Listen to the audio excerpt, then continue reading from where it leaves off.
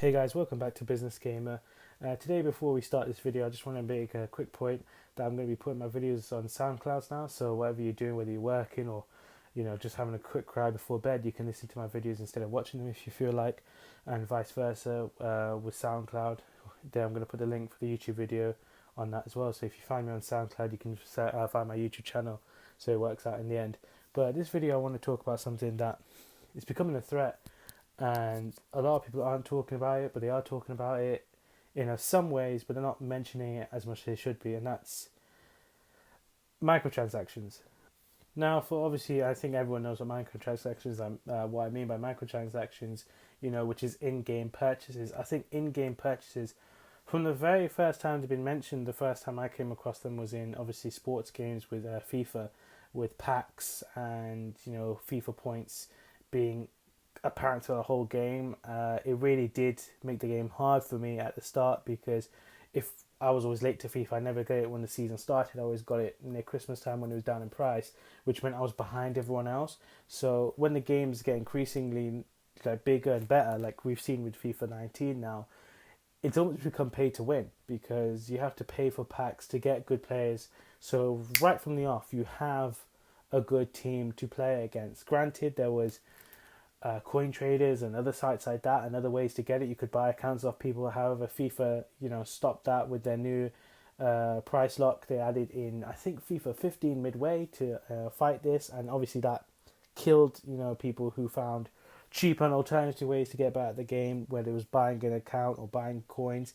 That eliminated it for people, and that made it harder. So the only way to get good players was to either grind increasingly hard, have no social life, just basically become the Nepenthes on steroids, just play FIFA till you basically die so you can afford, I don't know, the basic players, or just waste 10, 20, 200, 300. I'm reading accounts where kids are spending up to 500 quid on their parents' account buying packs, because that's the way they get better. That's the way they get players, and that's with every sports game. I think that's in NBA 2K as well. And people argue, why are kids doing this?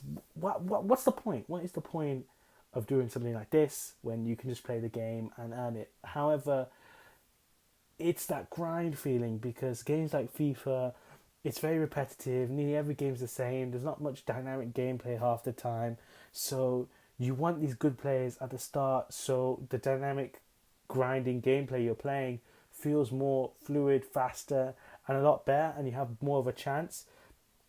But that was with FIFA. But then obviously now I'm seeing it creeping with virtually every game. Now, when people ask me about DLC, I always say I have no problem with DLC unless it's day one. If it's day one DLC, like Mass Effect 3 did with Javik the Promethean, I always say that's bullshit, EA. You could have put him in the game for free, because that is just hiding a piece of story or a piece of gameplay behind a paywall. You gotta pay someone to watch it when it's already in the game.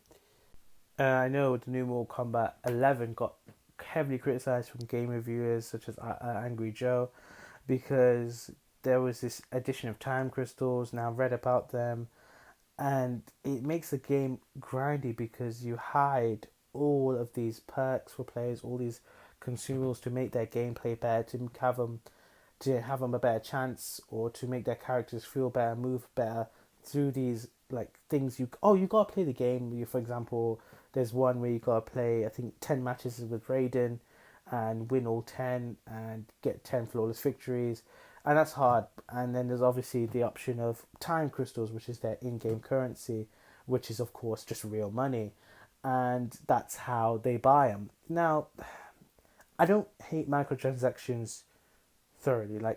I think some games do it well. For instance, I hate to mention the king of games at the moment, which shouldn't really be there, Fortnite. I think Fortnite does it very well, because they do it just with skins and stuff like that, so it doesn't really affect the gameplay that much. However, people want the skins, they want the John Wick look to show that, oh, they're a true badass or something like that. I know I'm not that much into Fortnite, so I can't really give my opinion on that, but that's how they use it. Compared to other games such as Halo, for instance, Halo use in-game currency now, and that really, really annoys me, because that was a game based on everyone starts off a level playing field with the standard guns, the standard loadouts.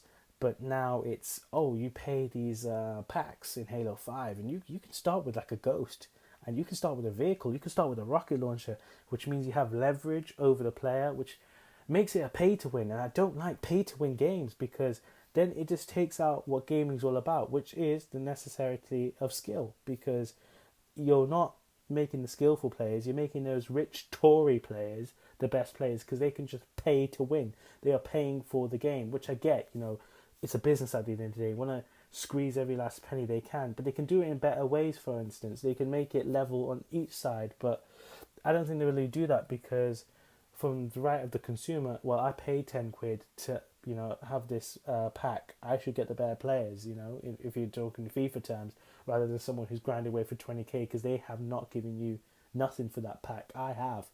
For instance, they could argue that, look, I've given you actual money, such in 10 quid, other than player B, for instance, who's only given you time in the game. He hasn't given you actual physical money like I have with FIFA points. So therefore, I am right, it's a consumer right probably at the end of the day, that I should get a better pack, or if they enter a draft with FIFA points, get a better draft than someone who uses coins. And it shouldn't be like that at the end of the day, but I think because so many people use real money now, I think that's how game developers are thinking, and how they should treat those gamers, rather than gamers, or if you want to say consumers, who donate their time. I use donation like it's a charity here, rather than giving them more money. But they're going to look at players who give them more cash rather than just buying the game.